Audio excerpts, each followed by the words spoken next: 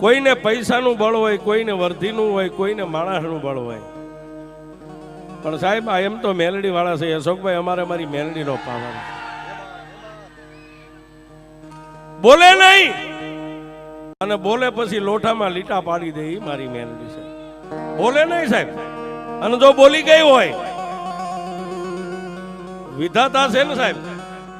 વિધાતા વેરણ બની ગયો, તમારા નસીબની માથે ચોકડી માંડી દીધી હોય ને,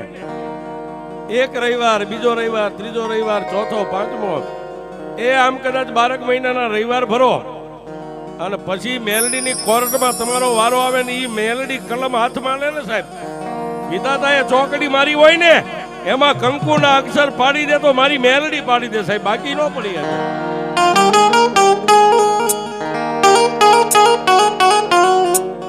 વાતો કરવા બેસીએ સાહેબ,